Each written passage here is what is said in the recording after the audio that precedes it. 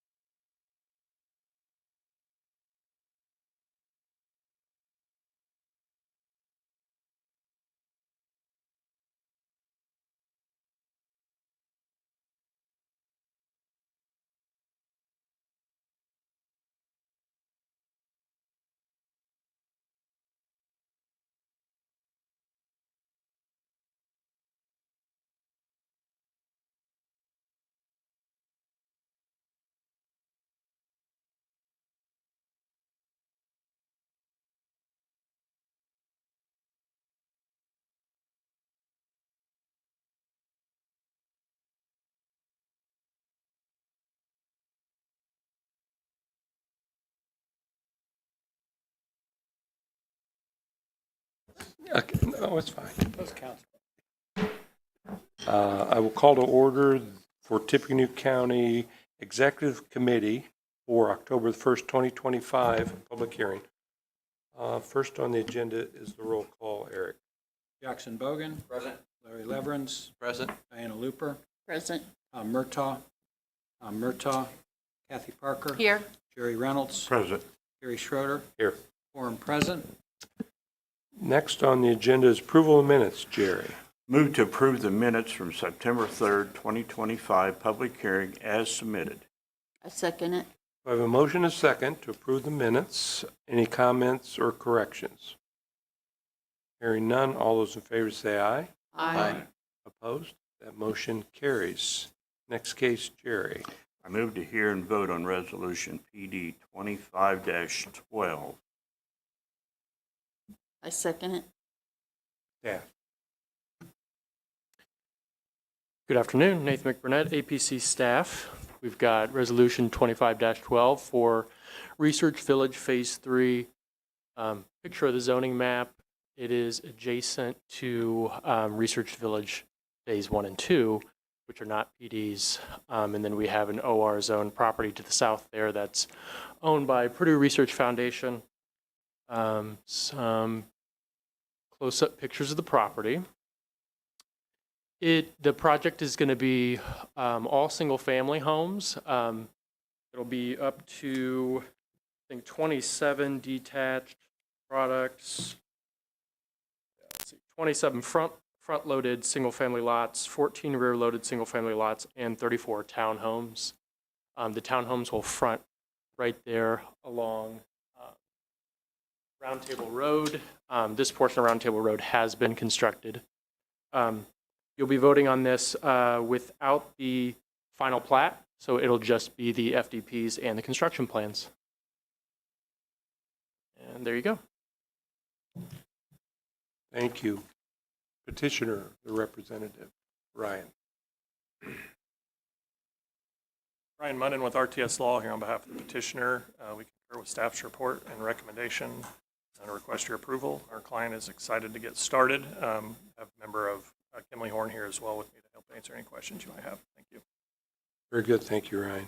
Anyone in the audience wish to comment on this petition? Questions or comments from the board? Hearing none, we have a yellow ballot.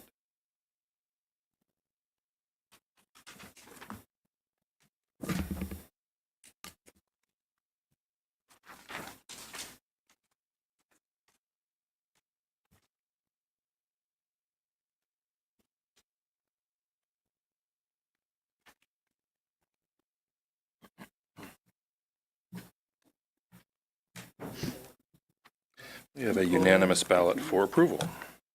Very good, thank you, Ryan. Not even going So there. now that we enter the public hearing portion of our meeting, I have a statement to read. For those of you unfamiliar with our procedures, the commission would like for you to know the following. When we hear requests to subdivide land, we're only concerned with whether the actual drawings showing the division into lots meets the technical requirements of our ordinance. The question of appropriateness has already been determined. Anyone wishing to make a comment or provide us with information regarding any subdivision petition will be given an opportunity to do so. We are a 7-member body with a majority of 7 is 4. Regardless of how many commissioners are actually present, at least 4 votes in favor or 4 votes against are required for our action to be official. If fewer than 4 of us agree to either approve or disapprove an action, the case must be heard again next month. Our vote on a request to subdivide is final. When addressing the commission, please state your name and address for the record, and we have a sign-in sheet over at the desk if you could sign in after you speak. Please limit your statements to no more than 5 minutes, and we ask that you not repeat what others before you have already said. Cell phones must be turned off while the meeting is in session. If you need to use your phone, please step out before doing so. All exhibits presented to the commission become property of the commission. Jerry. I move that there be incorporated to the public hearing portion of each application to be heard this evening and become part of the evidence of such hearing, the Unified Zoning Ordinance, the Unified Subdivision Ordinance, the Comprehensive Plan, the bylaws of the Area Plan Commission, the application and documents filed therewith, the staff report and recommendations on the application to be heard this evening, and response from the checkpoint agencies. I second it. All those in favor say aye. Aye. Opposed? That motion carries. I move to hear and vote on S 5292 Hall Estates minor subdivision, minor sketch. I second it. Amanda. Thank you. So you have before you a request for a minor subdivision. We are in Randolph Township.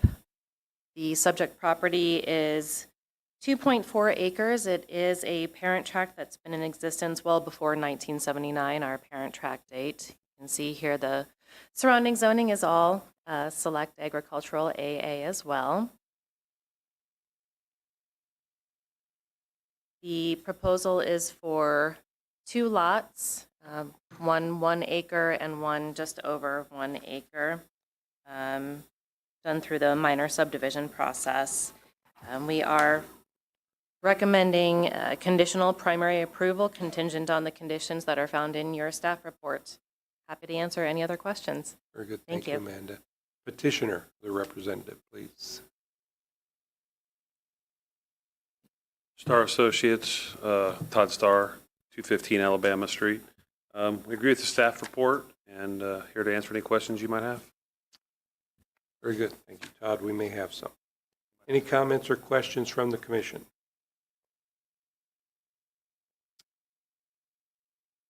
Anyone, did I ask? Anyone in the audience wish to comment?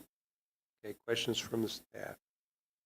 Hearing none, we have a white ballot for that, and I don't believe there's bonding requested.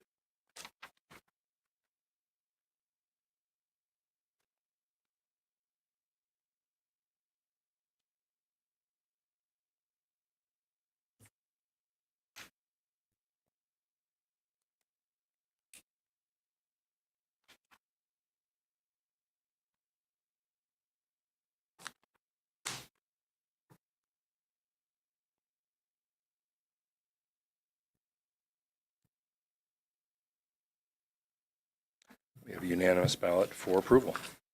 Very good, thank you, Ryan. Approval of the October APC public hearing agenda. Move to place UZO Amendment Number 123 on October 15th, 2025, Area Plan Commission public hearing. I second it.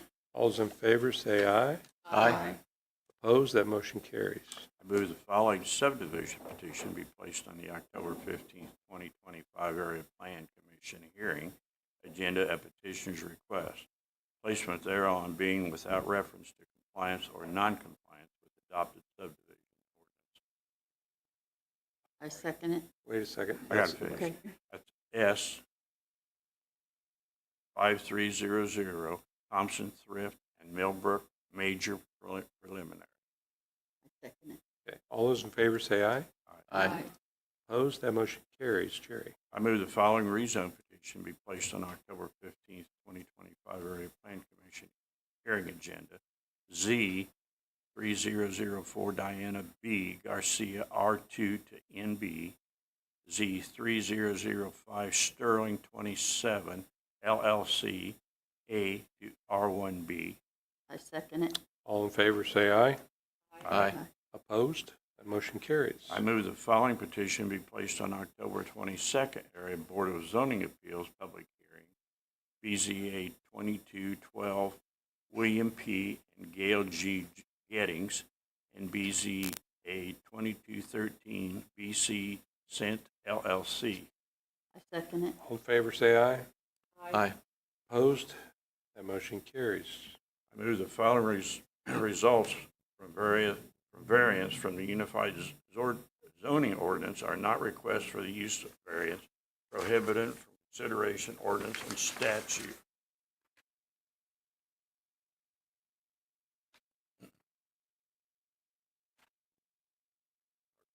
Yeah, we're good. That's number 2025-23 Tippecanoe County Land Holdings, Inc., 2225-27 Janet Yoakum, 2025-28 Central Avenue Revocable Living Trust, and 2025-29 Myers Store Limited Partnership. I second it. All in favor say aye. Aye. Opposed, that motion carries. Budget report, Jerry. I move to approve September 2025 budget report as submitted. I second it. Ryan. Okay. Any questions for Ryan on the budget report? Hearing none, all those in favor say aye. Aye. Opposed? That motion carries. Any other business? Nope. Last motion, Jerry. I move to adjourn. So we're adjourned, but we're going to start the ordinance committee here real shortly. Looks like we have a crowd, so let's go ahead and get started. And I will call to order the Area Plan Commission of Tippecanoe County Ordinance and Bylaw Committee for October the 1st, 2025. And we do not have a roll call, but we do have a quorum present. So the first motion would be for the approval of minutes for September 3rd, 2025.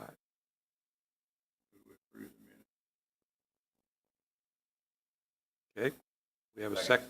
We have a motion and a second. Comments or corrections?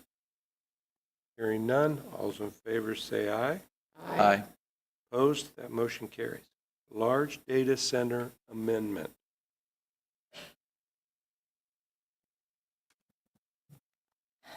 So large data centers are on the agenda tonight because it was brought up briefly at last month's meeting to start considering this because they've been in the news a lot lately.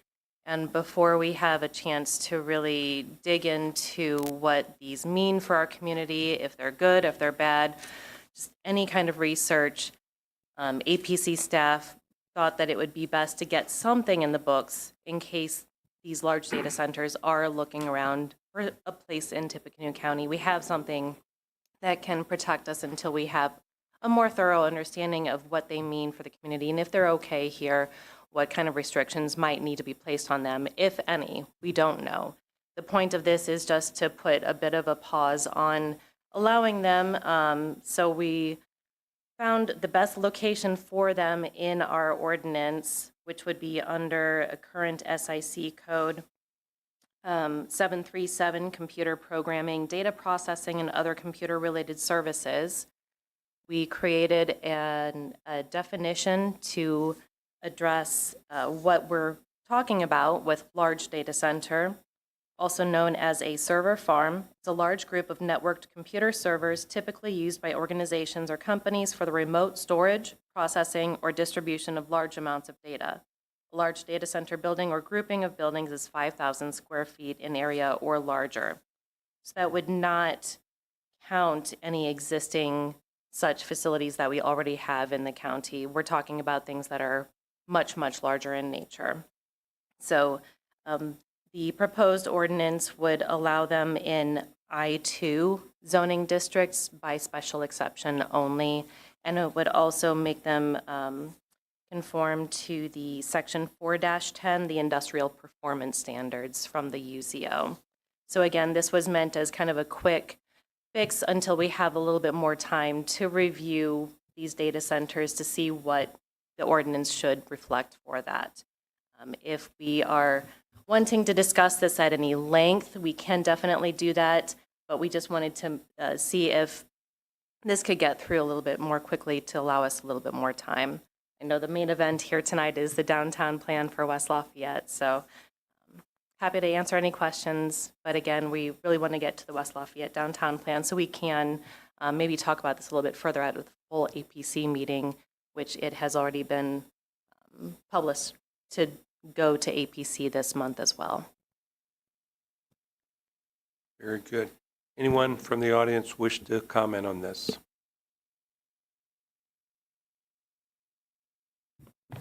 Zachary Vale, 124 Connolly Street. I just wanted to get on the record with this as well, as far as being considered. The data centers, they can be quite gigantic, 100, 200, 300,000 plus square feet. I would encourage, it doesn't seem like this would stop it. It would still come under a special exception in the I-2 area. I didn't know if there's anything that could be done to actually place a cap on the size of any data center that could be developed inside there. So I would encourage this ordinance committee and the APC staff to consider putting a cap on those developments as well. Thank you. Very good. Good point. Anyone else wishing to speak to this from the audience?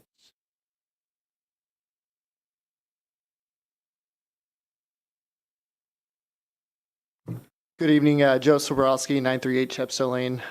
Great to see you all again. I'm just up here again as a concerned citizen. I think in the preamble before this, which was in the packet, staff even noted that there's a lot of negative externalities associated with these data centers. Noise, high electricity usage, water usage. And I noticed on, this initial ordinance development, it's very minimum and there's not a lot of build out like you see for solar energy systems or for the wind energy systems that we had before. Also, there's some issues too because SIC 737 doesn't fall under the 410 categories, which are only, I believe, 20 to 39. So, I think there's going to be some missteps if you go with this bare bones ordinance as is. Now, there are many counties that have ordinances in Indiana on the books that have a much more lengthy, much more detailed look at those negative externalities such as size, noise, electricity, etc. So I would strongly encourage the staff to kind of build this out a bit further beyond just section 2 and actually have a section, a subsection, much like where other large-scale industrial uses, where it lays out these criteria. Thank you. Very good. Thank you. Anyone else wishing to comment? Questions or comments from the commission?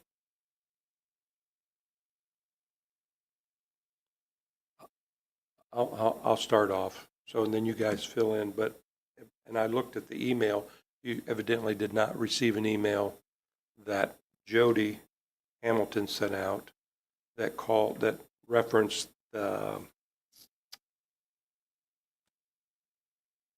data center that Wintech has and has had for decades, I suppose, out on 350. And I wouldn't call that a large one, but she points out that that's 7,200 square feet, which is not very large. That was, when they planted that, and it's in an I-3 zone, so it would make that non-conforming.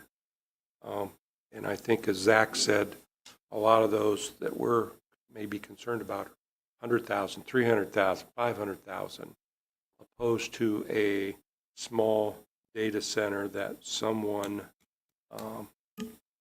might just use in their business, like Wintech has, which has been around for a long time, used to be in town and moved out and built a data center. So it seems like, for me anyway, it would take a little more consideration, maybe some input from those that have an existing data center. Any other comments from the commission? Yeah, the other thing I'd like to highlight from the email as well is that it spoke about the building size, not the size of the actual data storage or data center. But in my limited amount of time of researching large-scale data centers, one of the things that it always talks about is scalability. And I would doubt that anyone's coming in, can't predict, to build a 5,000 square foot data center to scale it to 300,000 square feet. And so I feel like we're a little shy and potentially hurting some right now that we wouldn't want to hurt. And so a couple tweaks might be made to assist those. So are we thinking of raising that limit from 5,000 to 8 or 9 or 10,000 square feet? Is that what I'm hearing? If your comment previously was, we just want to put this on the book, so we got something, but we're going to come back in short time and talk about it. Absolutely. And we have some input from communities and maybe from people that have data centers. Yeah. Sure. I-2 was the zone that we picked because we don't have a whole lot of I-2 here in the county, so it would force a rezone action on top of the special exceptions. So if there were concerns about data centers coming in under this, if this gets passed, it would have, most likely have to undergo 2 separate public hearing processes. I totally appreciate what we're trying to accomplish with this, but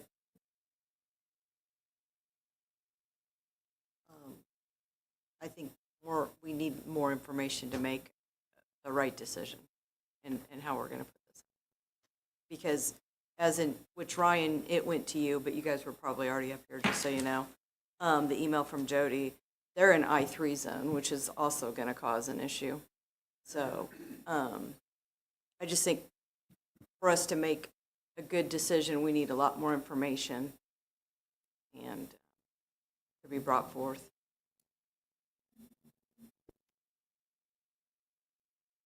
Is there a way to put it on and sunset it so that it gives us a timeline to come up with a more comprehensive review?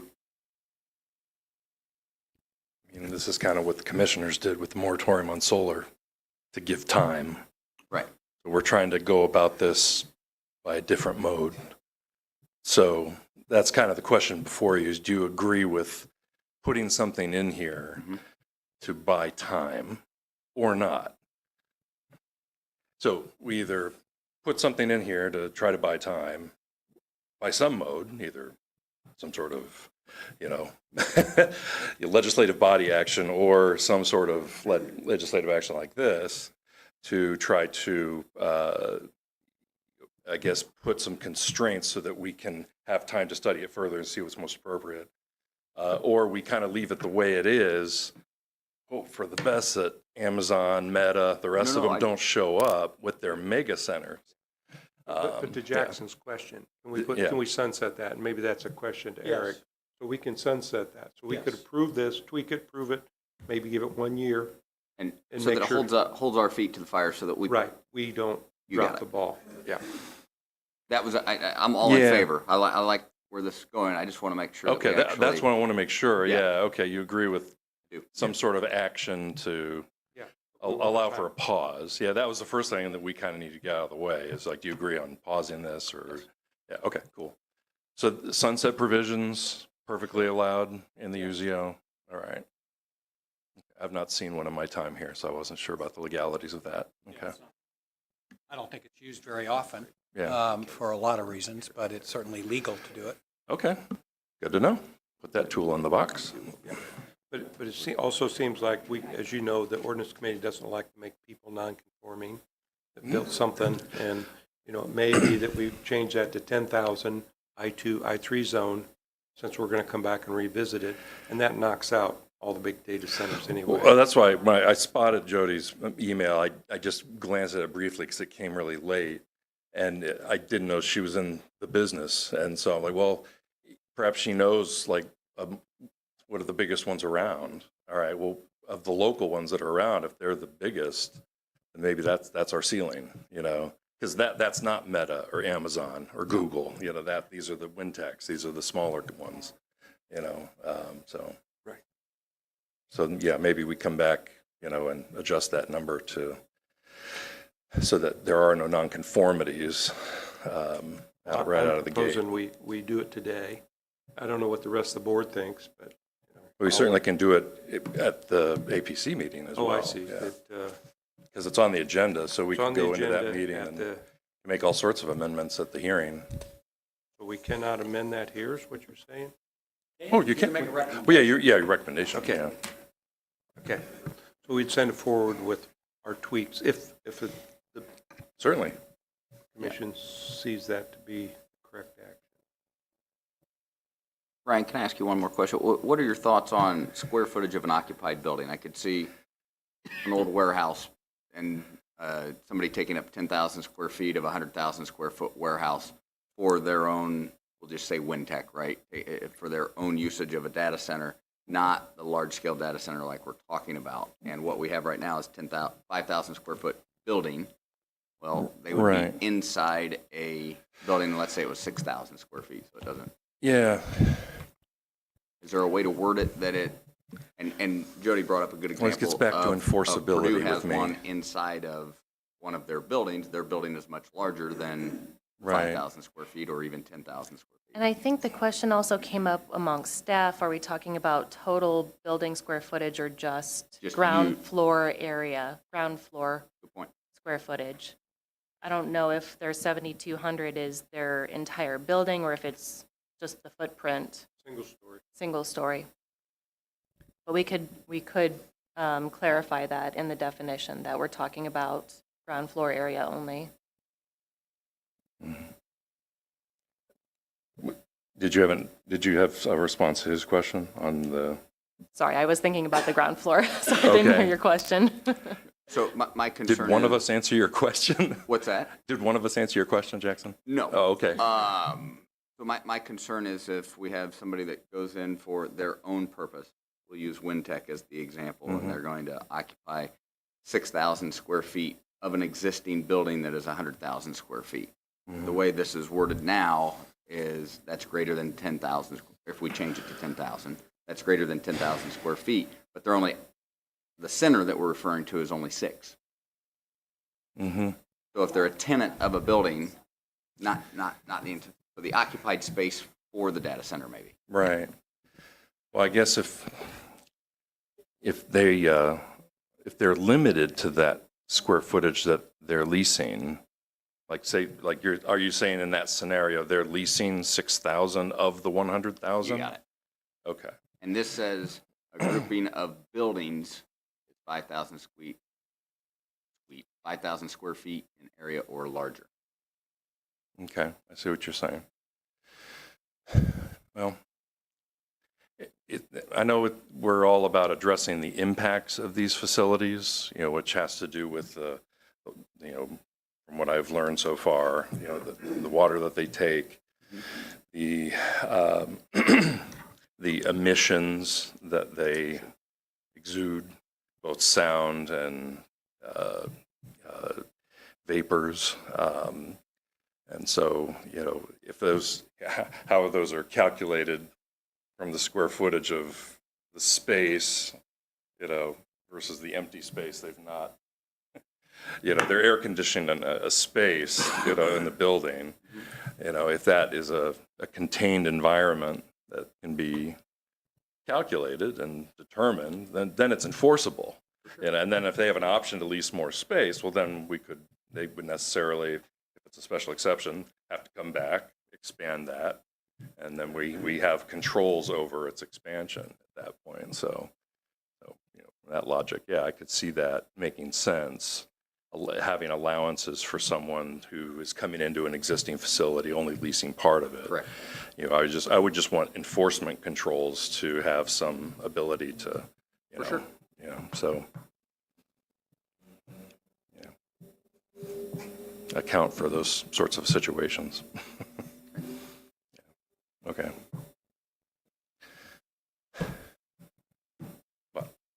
So what do we feel like we want to do? Do we want to make some tweaks, pass it? Do we want another month? Leave it as it is? Vicky, did Jody's email provide like a ceiling? Did she reference a facility that was bigger? Because perhaps we could adjust that number to accommodate that facility and maybe inflate the number a bit to give us some buffer. It says she lists 2 buildings, one's on Purdue. Right, It just says that they're over the 5,000.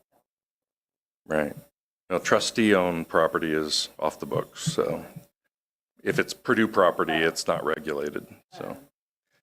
I just feel like, I wish Jody was here because I feel like she's the doer that could have added a lot more commentary tonight. And, I got it. Oh, yeah, I'm sorry, Vicky, your mic's not on. oh, sorry. Yeah. Anyway, and without her here, I just feel like, again, I do appreciate where we're going with this, but I feel like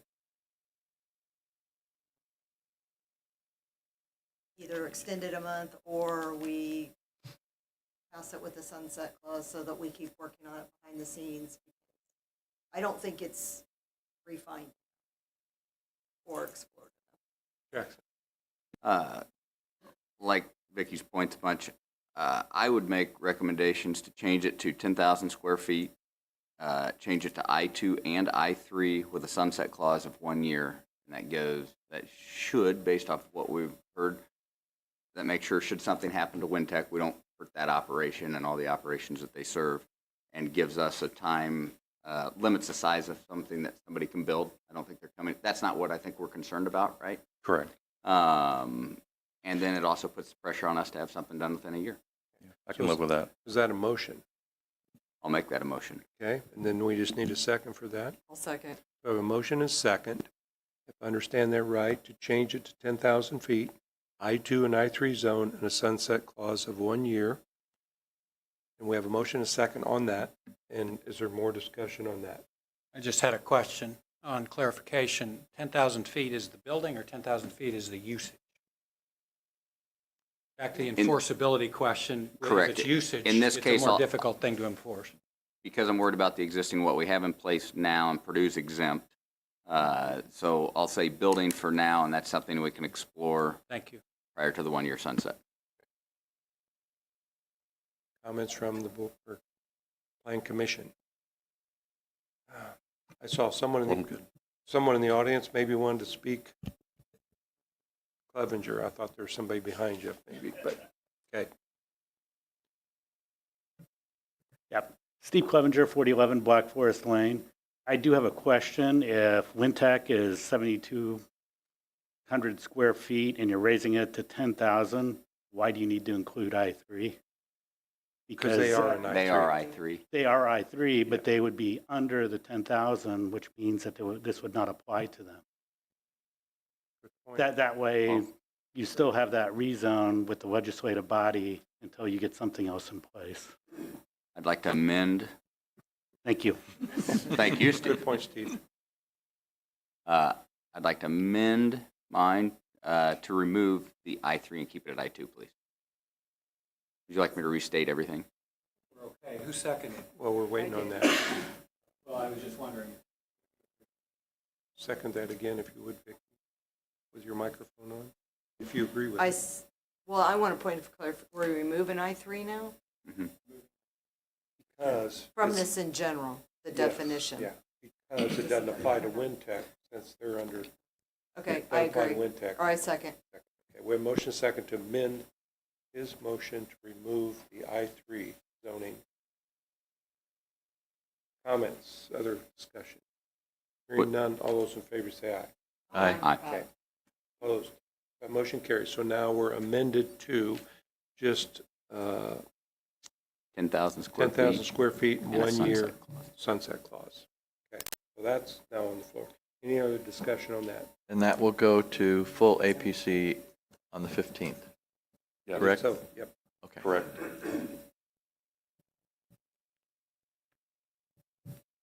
No other discussion? All those in favor say aye. Aye. Opposed? Okay, so Thank you. that's going forward. We just need a motion that Steve can never retire. Just,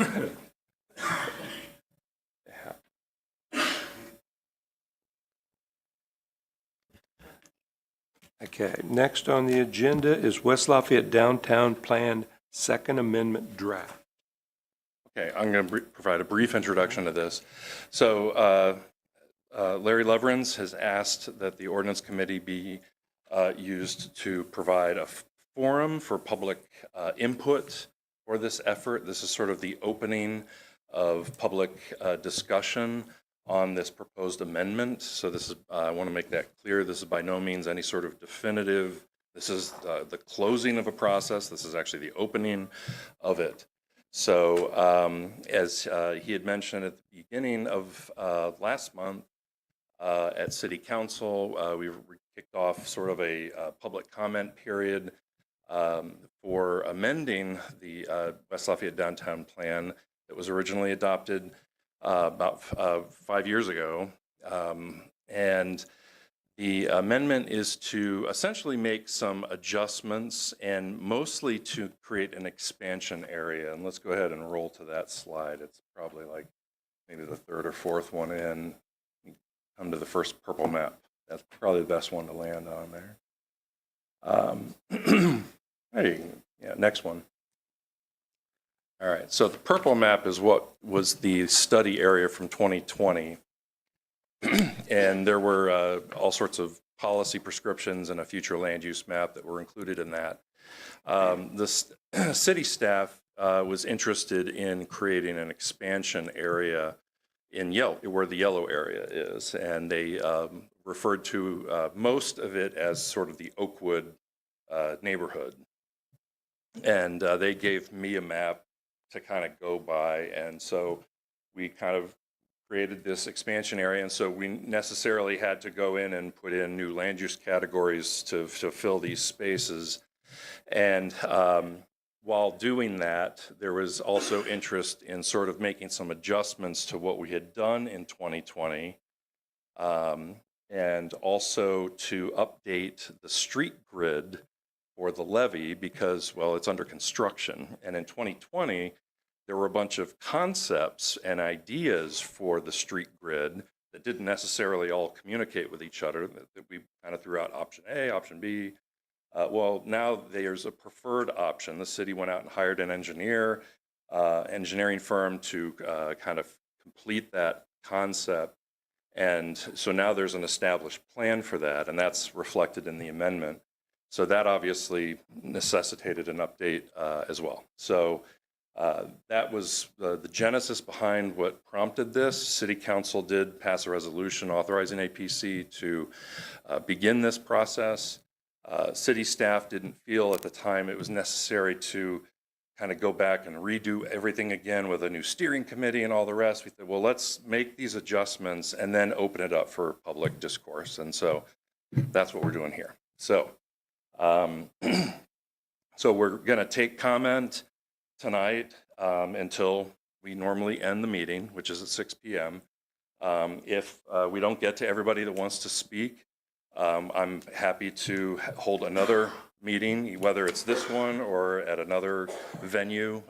Larry and I, we can talk about, what might be appropriate for another venue, but we'll see what we get to here. And of course, people are welcome to send me comments via email. I've had personal discussions in my office with folks, and I appreciate them. So I'll get out of the way and let people talk. But first, are there any questions about any of this? I can tell you that there's really no action item for you. This is, am I getting things right, Larry? This is kind of how you Yes. wanted it to roll? Okay. Yes. All right. Thank you. Yeah, Gary? I think I understand it. So the purple area's already been done, Yes, That that's was- from the 2020 plan. 2020 with the steering committees, and now we're just focused on the yellow area. Correct. Yeah, yellow area is the expansion area. Correct. And that doesn't have any plan currently. It doesn't have any plan currently, so this plan creates one for it. But we did make amendments to some of the purple area as well as part of this. So that's So why we may it's- hear about the purple area. Right. Okay, yeah. gotcha. Thank you for Yeah, that. so this second amendment's a little thinner than the first one because we basically just show where the changes were and we make reference to that there are items from the original plan that are still being carried forward because there were no changes made. So, Okay. all right. So Ryan? we'll do our best tonight. Yes. Ryan, can you give a little idea what timeline might look like on Yes, this is the beginning of the kind of the public comment period. So, like I said, we've already heard from a lot of key neighborhood folks, especially in the New Chauncey neighborhood, which has been great. A lot of their comments are, very thoughtful, very reasonable, and I think very easy to accommodate, in my opinion. So, I think from a staff's perspective, and I think I can speak for city staff as well, we really want this to try to be a consensus effort. And so to the extent that we can address all of these comments, whether they were errors that people flagged or just, actual changes that are made, we will try to address all of those, make a general update. When that update is ready, bring it back as a comp plan amendment to this body and then to the APC and then to City Council. So, it really kind of depends on when the public comment period closes. And so if, presumably if we, I really can't give a time, but, probably over the winter, I would think.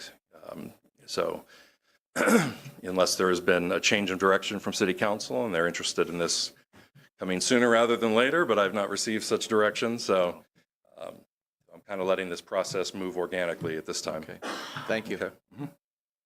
Very good. Before we start taking public comment, anybody up here, especially West Side, want to make any comments before we go? I'll just comment that as you see on the map, the primary emphasis of the amendment is the yellow area, or adding the yellow area to it, as Ryan said. And myself, I don't know if Kathy has, but I haven't heard any comments on that part of it.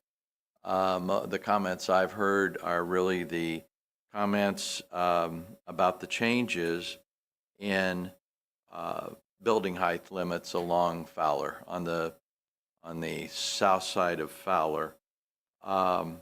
We have a building already in Block 1. We approved a building for Block 2. So looking at, in the new plan, looking at Blocks 3, 4,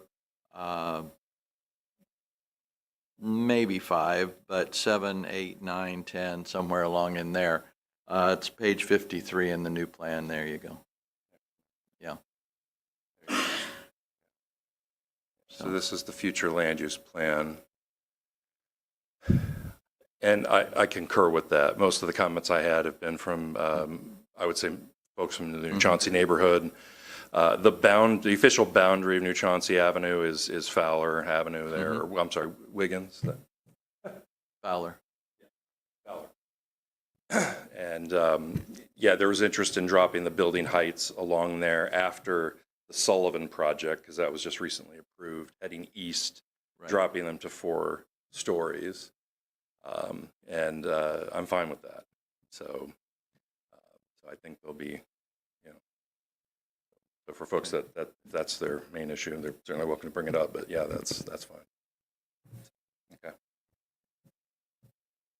But you can see the new street grid there as well. It obviously has some changes have been made to it from the original, but this is the one that was the Kimley Horn initiative that the city embraced, and this is the one we're moving forward with and is under construction now. All right. Very good. Thank you, Ryan. Any other comments? Hearing none, we'll open that up to public comment if anyone wishes to comment on this plan.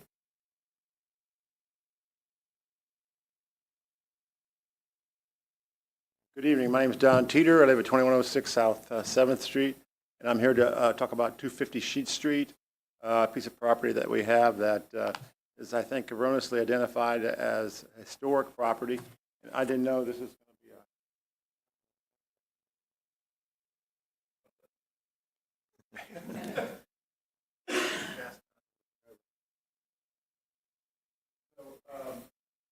be on page 11, it talks about historic properties, and by definition, a property has to be built pre-1940. And so on page 12 of the overlay plan, it identifies 250 Sheet Street as contributing in regards to the ratings of historic structures. And the next page in the packet there, and I apologize once again for not having enough of them, but it identifies 250 Sheet Street as being a historic property. Well, if you look at the county records, it indicates that it was built in 2000.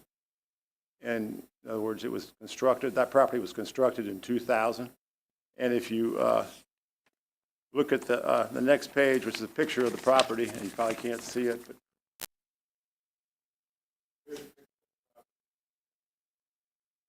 so by definition, by your definition, it doesn't meet the requirements for a historic property. So I would respectfully request that you take it off of this plan in regards to historic property. Thank you very much for your time. Very good. Thank you, Todd. Any quick comments from the staff on that, or we can just? Yeah. I think the city's database needs to be updated. Okay. That's my guess. You don't disagree with that, then? Okay. No, I don't disagree. Okay. We'll verify and make sure, and if it's an error, we'll fix it. Okay, thank you. Anyone else wishing to comment on the proposed plan? Yes, hi, my name is Andrew Lane, 127 Westwood Drive. I am actually, as I was reading through the report and the changes, unfortunately, I'm not going to be speaking on the additional, the piece to the, southwest. But I want to make mention of the current land use that is going on, specifically between the bridges and then east of North River Road. So if Wabash Landing, everything that is involved with Neon Cactus, if you look at that map and you see, I think it's the next one down, that it talks about the improvements needed. And yeah, so if you look at all those properties, they're all rated in C, repairs needed. And then you also look at them and just generally, the majority of that property, which in my opinion, riverfront property next to a downtown and in between a downtown and a university, would probably be our most valuable property to have and to leverage for housing, because all of that is parking. All of it, the Neon Cactus, the levee, all of that is parking. And if you look, we have a great park, Tapawingo, with no houses anywhere near it.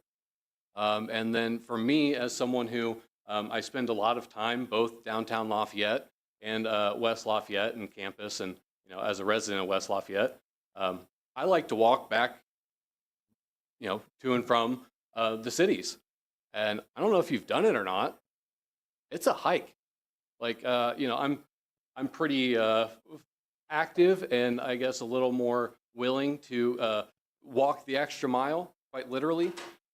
But I think it should be in consideration in the planning of the development with the Area Planning Commission that there needs to be a reduction in commercial property zoning there, and honestly an increase in residential. And if there is any way that the city can be involved, or the county can be involved to help bring more of that to the public use and to the citizens of West Lafayette, to be used 365 days a year and not just, to be partially used by the students that are in the closest proximity to it. So I think as one of our most valuable resources in the area, we should definitely capitalize on it and try to keep the members of our community in the center of our community.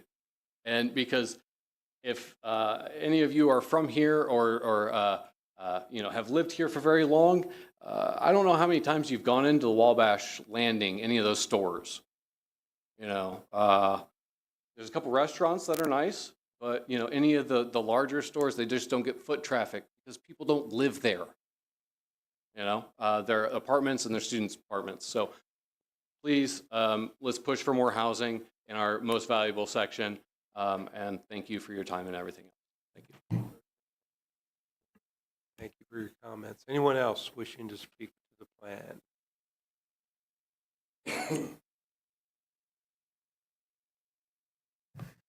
Zachary Bale, 124 Connolly Street. Appreciated hearing some of the conversation at the top. So as we discussed earlier, there was the Sullivan that was approved, and apparently we can't even follow the plan when it exists there because that was a PDMX 6-story when it was previously designated as a downtown edge 4-story max. While I'm sure I could speak to other portions of this plan that are concerning, my comments today are focused on the north central area, currently designated as 2 to 4-story downtown edge zones along Fowler, Wiggins, and North Streets, which is abut the New Chauncey neighborhood where I live. I want to make sure that it's on the record that the New Chauncey neighborhood had a land use plan since 2013, so 7 years prior to this 2020 downtown plan's approval. And if the Oakwood Village neighborhood is the main thrust of this amendment as stated, and it is to the southwest of the originally designated downtown area, why are we updating and densifying the north central portion of the plan?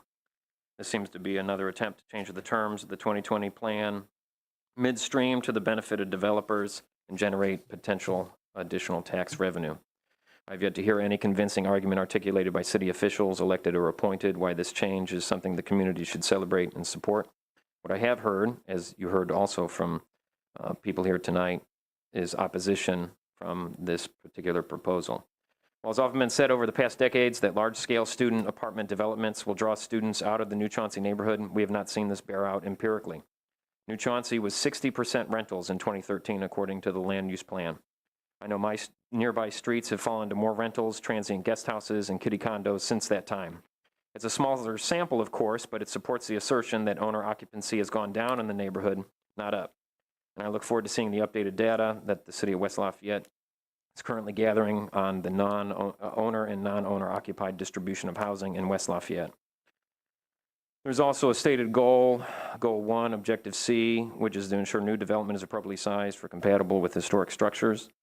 With the current increase from a 4-story to a 6-story maximum, how does this plan meet the particular objective? Possibly 6-story buildings will be across the street from single-family homes which belong in a designated historic district, along with the east portion of Fowler. To the detriment of my neighborhood, no goal or objective states that it will ensure the preservation of the New Chauncey neighborhood. There is a strategy that says developing zone tools to ensure that redevelopment efforts adjacent to historic assets are appropriate in scale and style, similar to what was talked about with some of the housing and buildings before. But again, the downtown plan is silent on abiding existing plans, goals, and objectives such as the New Chauncey land use plan from 2013 and the historic district that it resides in. If one overlays the New Chauncey land use map with this amendments, you can clearly see the 6-story proposal is not appropriately sized given the single-family homes in this area. I've made a map, and I'll provide that to you after my comments here. I would encourage future maps made by the APC staff to include the surrounding areas to provide everyone with insight into what transitions and abutments are being proposed. And also one final point, this amendment also decouples the height information that was previously associated with block designations. For instance, the downtown edge description no longer states that it should be 2 to 4 stories. So in summary, asking you to oppose this draft amendment as written, remove the proposals of densification along Fowler, Wiggins, and North Streets, returning to the original 2 to 4 story classification that was designated for the downtown edge, and help ensure there is more opportunity for public input and its representatives to argue, debate, and discuss this important question that is before us today. The future of my neighborhood depends on it. Thank you. Very good. Thank you, Zach. Anyone else wishing to speak to this?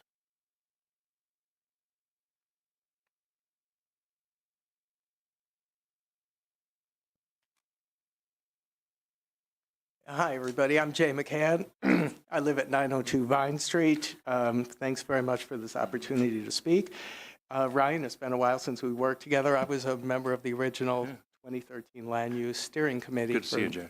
for New Chauncey. So I'll just lend my voice to what Zachary just circulated. Yeah, I'd like to see the APC retain the downtown edge buffer between Fowler and North Street. I really do think that the original plan in 2013, and it was echoed in 2020, was to allow for some reasonable development and density along the periphery of New Chauncey, but then step down rather quickly and make it, much more family housing oriented.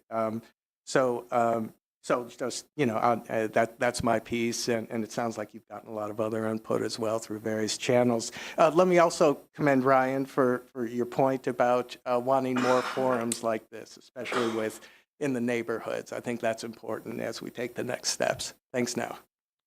Very good. Thank you, Jay. Anyone else wishing to speak to this?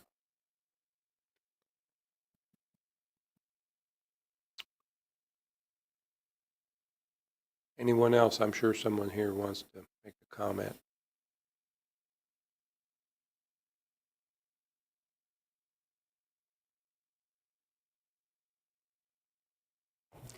My name is Catherine Grossman. I live at 705 North Chauncey, and I just want to speak on the record that really just lending my support to what Zach said and what Jay said.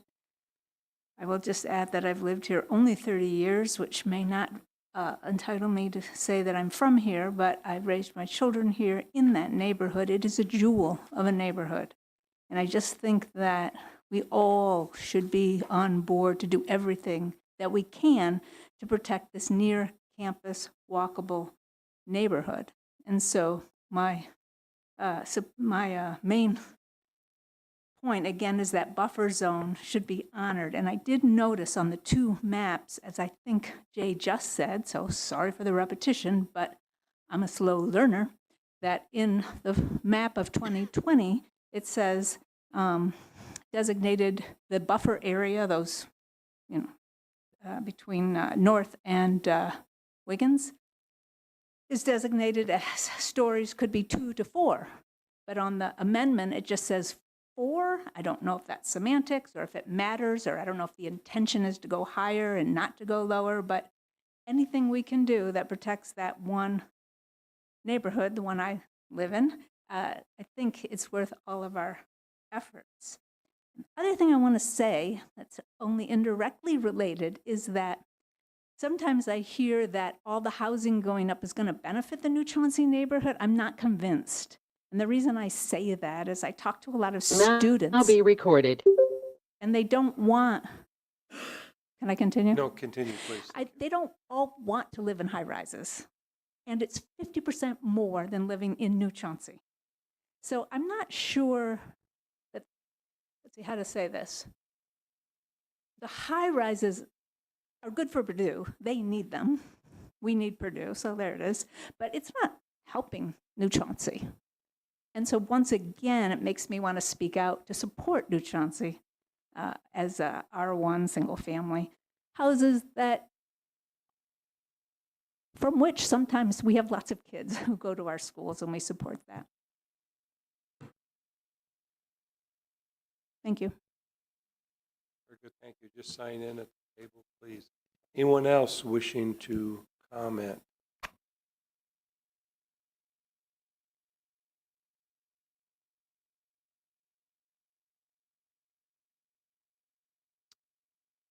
Anyone else?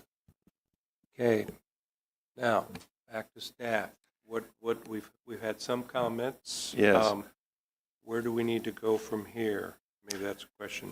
Yeah, from here, and like I said, I have received a lot of emails, and I do promise to reply to everyone. That I haven't gotten that many that I can't reply to everybody, so I will reply to everybody. So, and there's some people in this room that have emailed me that I will reply to, and others that are not here that I will.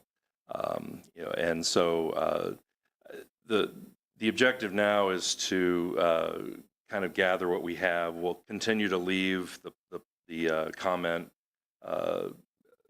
opportunity, open, on our website. You can continue to email comments, send them, call in. But I'll be scheduling time with city staff essentially to bring all these together, get them organized into where they're essential component parts so we can start seeing where the changes need to be directed, and then start to identify where we need to start making some amendments.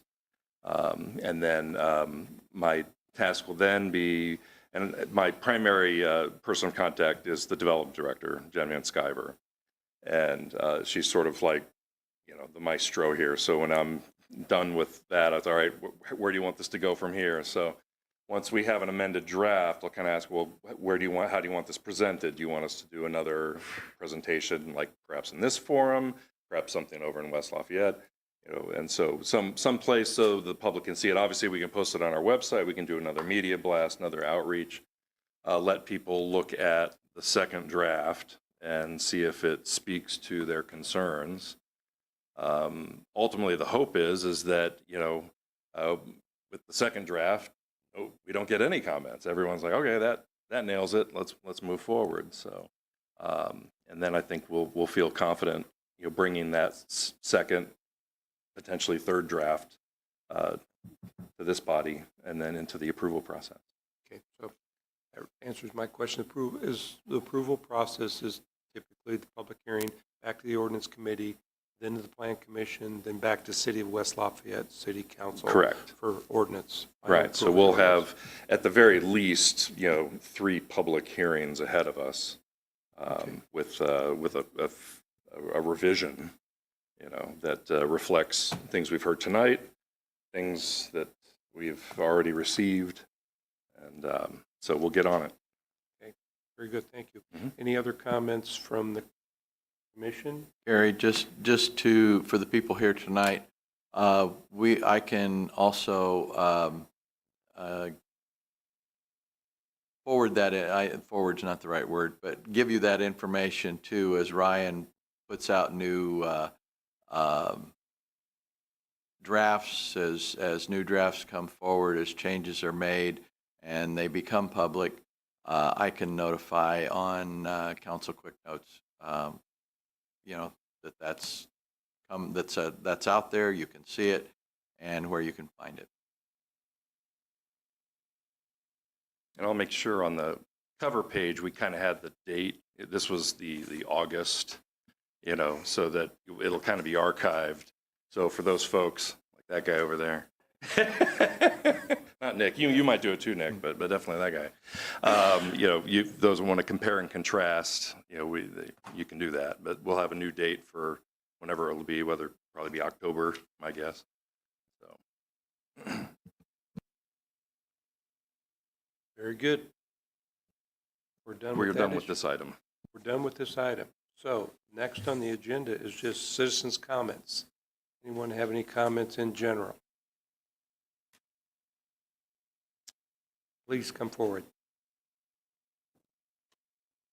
Is this on? Okay. Hi, I'm sorry. I'm really nervous. You're fine. My name is Noelle Hill. I live at 107 Deadshon Court, and I work at 200 West State Street, located right in this area. And I know this is just public comments, but just in general, while we're discussing, this plan to develop West Lafayette, and while we're thinking about all this, I don't know because I haven't read the document, but I really think all these concerns that have been brought are very valid, but also I would just like to speak to the staggering of development, because I personally have felt very impacted by construction. It impacts my business every day. It impacts my livelihood.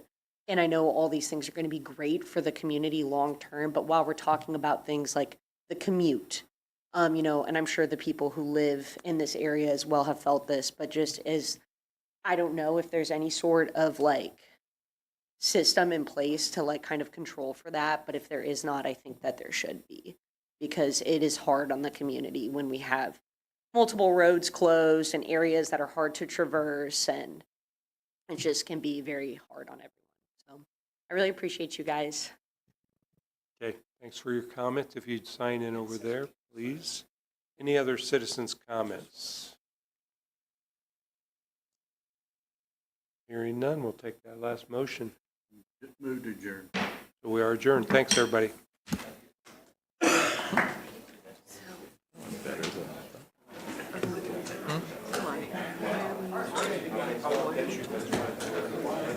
This, and this is the original, the 2020 document. These blocks are listed as 2 to 4 story buildings. Okay? In the new document, these are 6-story buildings. Right, so we just trying to increase the density? I assume so. I really appreciate this map. I want to see side by side, top to bottom, I don't care. Whatever. All right, I I'm will going to take whatever one, but chastise thank you for what that you are too smart to be shooting rumors back at me. It's a rumor. I'm letting you know what I hear. That's why I said it was a rumor. I'm letting you know. That's Okay. I didn't Well, say you it's sound bad. like you sounded like you believed that rumor. What's the rumor? I didn't hear it. That the mayor and the city staff and the council are all doing this so we can create more money and help the developers. Well, no, push. That's increase news to me. development in that area. And help the developers. I'm letting you know that's perception that's out there. Well, So heads up to you. it's not true. You can spread that fact. Spread that fact. That's Okay. right. But thanks for the map. Yeah, no problem. No, I think that it was critical. It came to me like 2 iterations in. It's like, No, I should have just overlaid it. Now- I really appreciate it because Now- I'm constantly like, I need to see the current one too. So, You do have, I mean, you can complain about the Sullivan. Across the street from the Sullivan is a 4-story building. That's on the north side of Fowler. But it's already in our plan. Like, we knew that Yeah. given up. Yeah. Yeah. No, I know. But the whole plan was to negotiate a density here. But now we're trying to increase density along where we don't have Yeah, density. and I think you heard people are open to that. I loved it. Okay. No problem. Now I can look at the rest of the plan, now that we have that hurdle. all right. Thank you, I appreciate it, and I really appreciate your response. Okay, So, thank you. like I said, yeah, I didn't mean, I was buying those hook, line, and sinker, more to give you a flavor of. We have too many rumors flying around town these days. I mean, to your point, too, having your council quick notes, I think that's great. Well, it was a response for those people who don't pay attention Right. and say, well, you never told us about this. They wanted Well- me to like create my own newsletter. Well, now, why would I do that when the city Yeah, has a you want it hand delivered? You want us to put door hangers up? I know. Yeah, and No, one come on. person, Pay one attention. person said, There is a responsibility.